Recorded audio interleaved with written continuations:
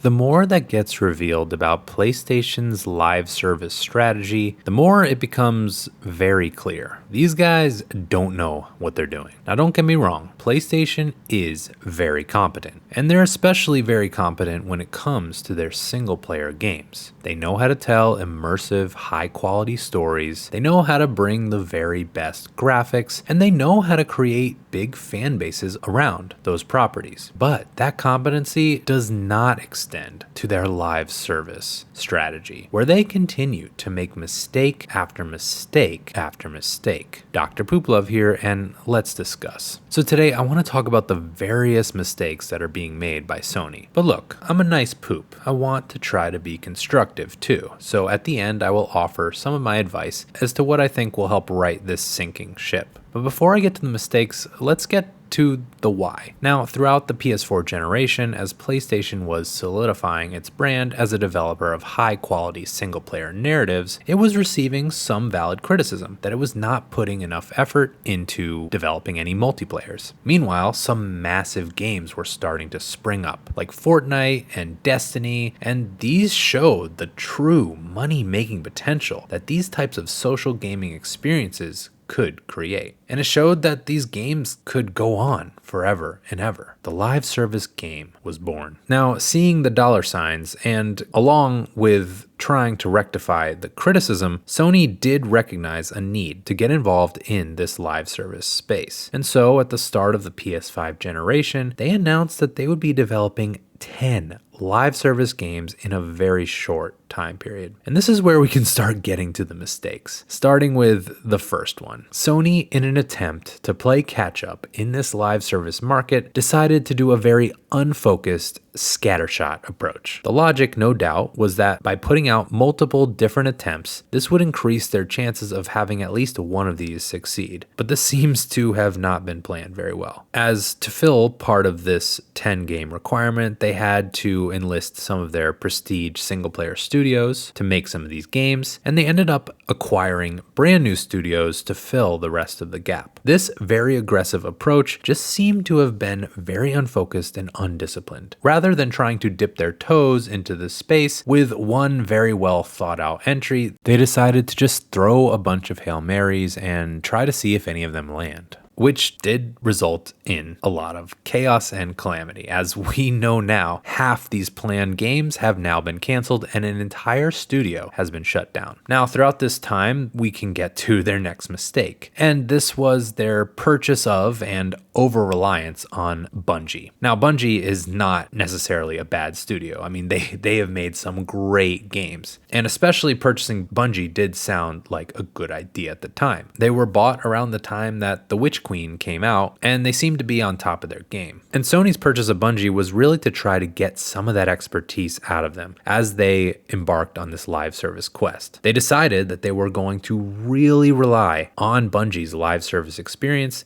to help them get the knowledge they needed to succeed in this live service space. Now, Bungie's philosophy has been laid out before in a GDC talk, where they talk about speed over quality, getting out as much content as you can, regardless of the level of quality, as a means to constantly stimulate their player base with an endless array of content. And also their philosophy of being careful not to over deliver so that you can continue to pump that content out forever and ever without burning out. Now, this philosophy stands completely at odds with at least half the studios that have been tasked with making live service games, like Naughty Dog and Insomniac. These studios are known for quality and taking their time and perfectionism. But as it would appear, Bungie's philosophy was setting the expectations of how these games had to be. Rather than Sony allowing their studios to create their own vision, they needed to rely on Bungie's. Now, it's pretty clear that this philosophy has had a massive impact on these live service games, from things like the rumors regarding the initial delay and ultimate cancellation of Factions 2, as well as what we do see with games that are already out, like Helldivers 2 needing to constantly pump content out with monthly war bond requirements, leaving the team at Arrowhead little time to fix bugs, which is ultimately leading to a bit of a dwindling player base. This is also evident though from Concord's reveal, in which players can expect weekly cinematic drops with more of the very tired Marvel dialogue we saw in the reveal trailer. Now, all this reliance on Bungie and their philosophy seems to be a big mistake, because this studio has been struggling on their own. Because as we have found out, this studio has been struggling to meet their own financial projections, and they had to lay off a lot of their staff. It's clear that the secrets to the live service formula are not held at Bungie. They certainly know a thing or two, but they clearly don't have all the answers. But this is more than just Bungie and an over-reliance on their philosophy. Because the next mistake I see from Sony is a lack of being able to recognize what games actually have potential. And this is made very clear from the games that they have chosen to put their faith in and the ones that they have not. One such shining example of this is Helldivers 2. This game did not receive a lot of marketing before release,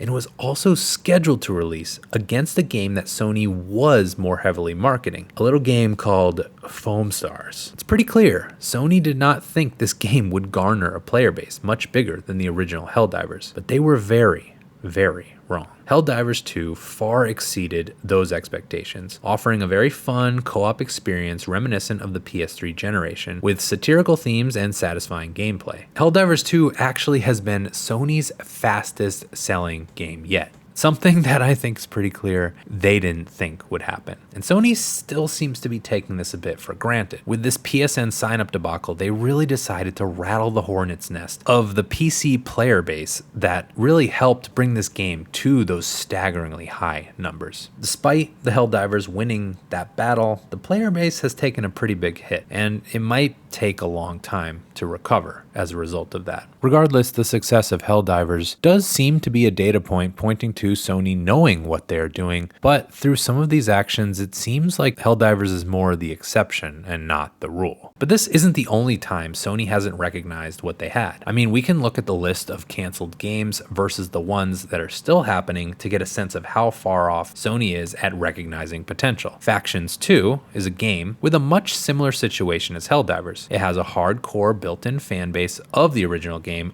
already built in, ready to go, except in this case, it also has a very strong IP in The Last of Us, with games that have sold millions of copies and a TV show that has reached a wider audience. Couple this with a very strong desire for a post-apocalyptic zombie-style multiplayer, which we have seen from the initial hype for games like The Day Before, which have so gloriously crashed and burned. Couple this with that desire and you have yourself pretty much a layup. But instead, Factions 2 was canceled. Now, many will say this was Naughty Dog's decision because of the PR speak that they ended up putting out, but it's so very obviously not that simple. Naughty Dog decided to make this game for years, and they were comfortable enough with their vision for it to even begin talking about it. All along the way, they clearly had to work with Sony. They had to work with Sony to get a green light. They had to get permission to reveal things about the game, and they had to regularly check with Sony on the progress. And only after a more recent progress report where Bungie took a review over the state of the game did things take a complete 180. Now, we don't know the full story of what went down, but Naughty Dog does not operate in a vacuum. What likely happened was Sony's live service expectations for Factions 2 shifted at the last second due to Bungie's assessment, such that in order for this game to work, Naughty Dog would have to pump out way more content, and ultimately this forced their hand in making that decision. Rather than providing any extra support to help make it happen, Sony made them work from within, and even find ways to lay off some of their own staff. Now, Sony had the option to believe in this project. They had the option to provide more support. They had the option to figure out ways to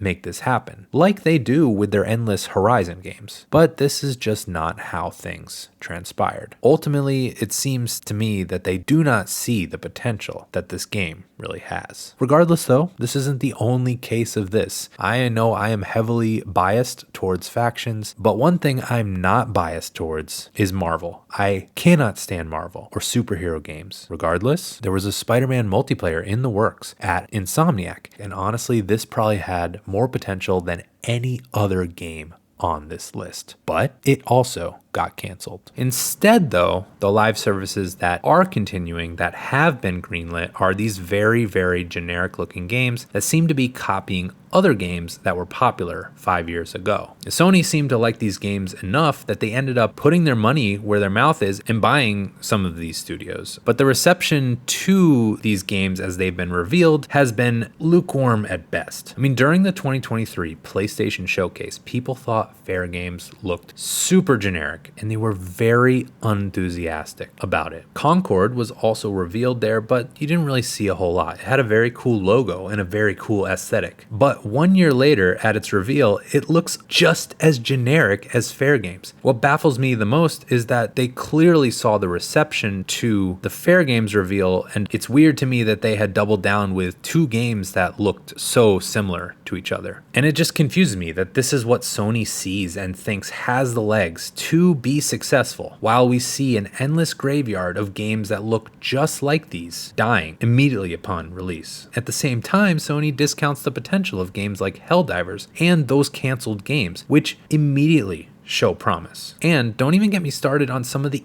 easiest options that you could have gone for when trying to implement this strategy. Things directly at your fingertips, like what if you just revive SOCOM? If you wanted any sort of Call of Duty killer, that is your best bet. Now, all of this just currently seems to point to Sony not really knowing what they're doing in this space. Certainly some of these moves are already in motion and they can't really reverse them. Maybe they do recognize some of these mistakes, but these are mistakes nonetheless. And so here's where I get to my advice. Now, first of all, Sony needs to realize that they're trying to sell these games to humans who are pretty wise to being taken advantage of. A successful live service actually does need to take a consumer-focused approach in order to work. It's why, despite issues, Helldivers' success has persisted, because the developers have done a lot of things to show that they actually care about their player base. And so they really should look at Arrowhead as a bit of a good example, maybe more so than Bungie, as to what makes a good live service. And I am encouraged a bit because I do think they are